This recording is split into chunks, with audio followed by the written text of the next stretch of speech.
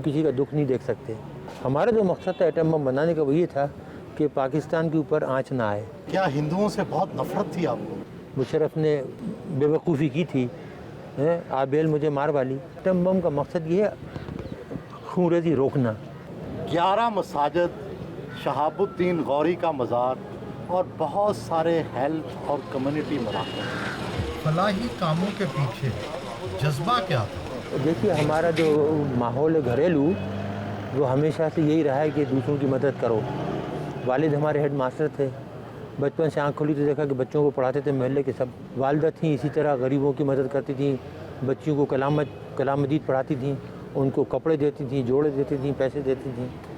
तो ये जज्बा हमारे यहाँ शुरू से है।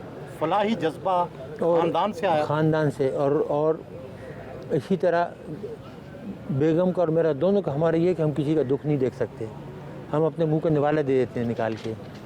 तो जहाँ भी हमने देखा कि ज़रूरत है, मतलब ये शहाबुद्दीन गौरी का मज़ार, जो शख्स बानी हो मुसलमान रियासत का हिंदुस्तान में बुनियाद डालने वाला, उसके शान एक मज़ार होना चाहिए।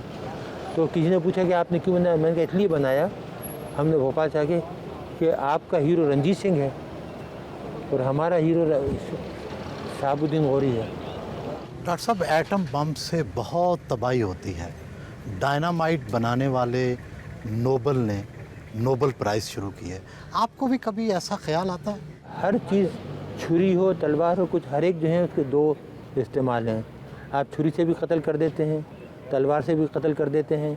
हमारा जो मकसद था एटम बम बनाने का वो ये था कि पाकिस्तान के ऊपर आँच ना आए। जिस तरह 71 में आपके साथ सलूक हुआ, हम ये चाह रहे थे कि ये वाक़या पाकिस्तान के साथ कभी दोबारा ना आए। तो इस नज़रिए से मैं आया था। देखिए, मैंने हिंदुओं को देखा था हिंदुस्तान में, उनकी नफ्सियात से वाकिफ़ था। क्या हिंदुओं से बहुत नफरत थी आपको? नफ़रत नहीं, मैं उनकी नफ्सियात से वाकिफ़ हूँ कि उनको जब भी मिलेगा वो आप पे ज़रब कारी लगाएंगे। वो पाकिस्तान को ख़त्म करने का सोचेंगे, जब पाकिस्तान बनता जब भी नहीं सोचा था। और ये तो इसलिए मैं यहाँ आया। और बम का फ़ायदा आप ये देखिए कि 71 के बाद आज तक कोई वार हुई, आपका कोई आदमी जंग में मरा सिवाय इसके कि जो कारगिल में मुशर्रफ ने बेवकूफ़ी की थी, आबेल मुझे मार वाली, उसके अलावा तो कुछ नहीं हुआ ना, आज तक कोई जंग नहीं हुई। वरना अब तक आपके टुकड़े उड़ जाते मुल्क के। डॉक्टर साहब, आपको जानवरों से प्यार है, घर में बिल्ली रखी हुई है, कुत्ता रखा हुआ है, बंदर आपके स्विमिंग पूल पे पानी पीने आते हैं, नहाते हैं। लेकिन दूसरी तरफ जो एटम बम की तबाही है, तो ये आपकी शख्सियत में तज़ाद नहीं है? मैंने आपसे अर्ज़ किया था कि एटम बम का मकसद ये है खूनरेज़ी रोकना, पाकिस्तानी आवाम को हिफाजत देना। उसका मकसद सिर्फ ये था कि आप महफूज रहें और अपनी माशी तरक्की पर ध्यान दें। बदकिस्मती से सब चोर लुटेरे आए और उससे फ़ायदा नहीं उठाया। मुल्क का जो हशर किया वो आपके सामने है। एक तरफ से जब आपको डिफेंस से बेफिक्री हो जाती तो आपको ये चाहिए था कि मुल्क की तरक्की पर ध्यान देते। तालीम, माशी तरक्की, सनती तरक्की, ये सब चीज़ें होती, लेकिन इस पर ध्यान नहीं दिया गया ना। किताबें किस तरह की पढ़ते हैं? ऑटोबायोग्राफी साइंटिस्ट वगैरह की, इस्लामिक हिस्ट्री से बहुत शौक़ है और दूसरी वर्ल्ड हिस्ट्री वगैरह। सादा जूते, मामूली कीमत के कपड़े, कहा तो ये जाता है कि आपके बैरून मुल्क खुफिया अकाउंट हैं, बैरून मुल्क होटल हैं, वो सारी दौलत कहाँ है? वो मैंने सब डोनेट कर दी गवर्नमेंट ऑफ पाकिस्तान को। मेरे पास जब आए तो मैंने पावर ऑफ अटॉर्नी दे दी कि तुम सब ले लो।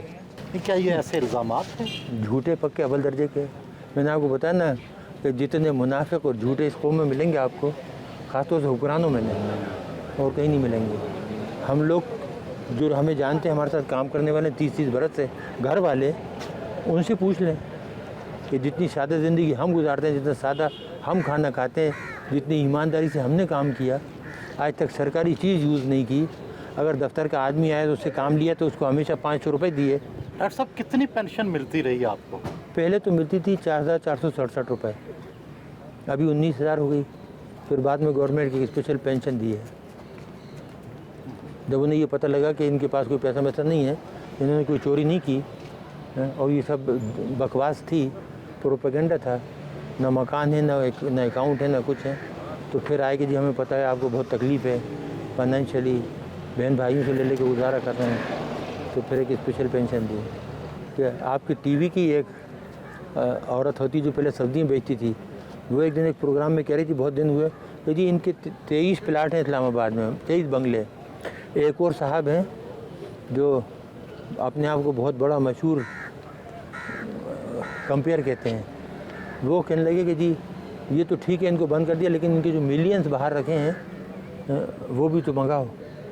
تو کتنے پلاٹ آپ کے ہیں اسلام آباد میں؟ پورا اسلام آباد، پورا پاکستان میرا ہے. نہیں ویسے جہاں جیسے آپ کی ذاتی ملکیت کتنے ہیں؟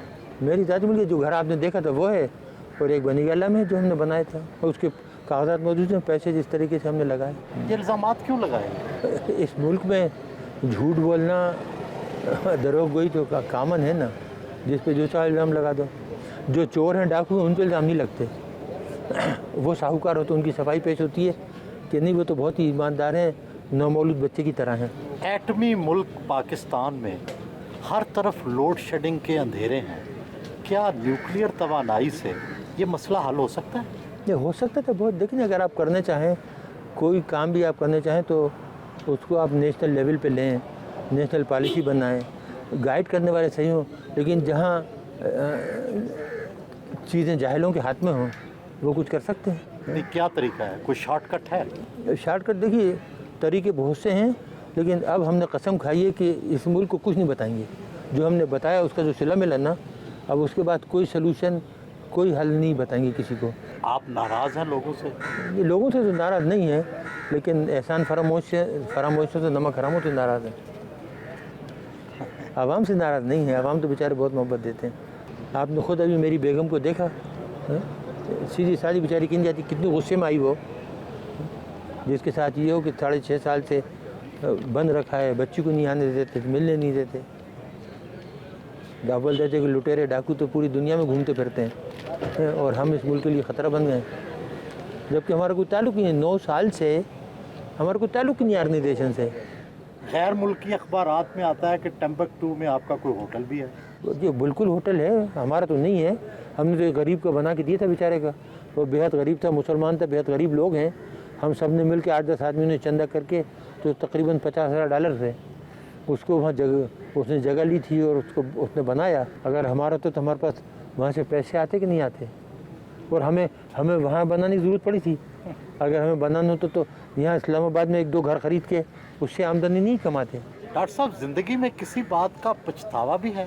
اس قوم کے لیے کام کرنے کا. ہاں یہ ہوتا ہے، کبھی کبھی آدمی سوچتا ہے نا کہ کوئی اور کام کرتا، تعلیم کی طرف دھیان دیتا بجائے یہ کام کرنے کے نا، ایجوکیشن کی طرف پروفیسر بن جاتا. میرے پاس بہت پیشکشیں تھیں، لیکن ایک دم یہ جب ہندوستان نے دھماکہ کیا تو 74 کا، تو پھر میں نے دیکھا کہ پاکستان کا جو وجود ہے خطرے میں پڑ گیا ہے، تو اس لیے وہ کام چھوڑ کے تو ادھر آ گیا. ڈاکٹر صاحب، پسندیدہ گلوکار یا گلوکارہ؟ اقبال بانو، اور اس کے بعد منی بیگم، عابدہ پروین، یہ جو تھی ماشاءاللہ بہت ہی. پھر ہمارے پرانے گانے والے ملکہ پکھراج اور غلام علی. دیکھیے ماشاءاللہ غلام علی کا کوئی جواب نہیں ہے. جب وہ گاتے ہیں نا وہ چپ کے تو غائب ہو جاتے ہیں.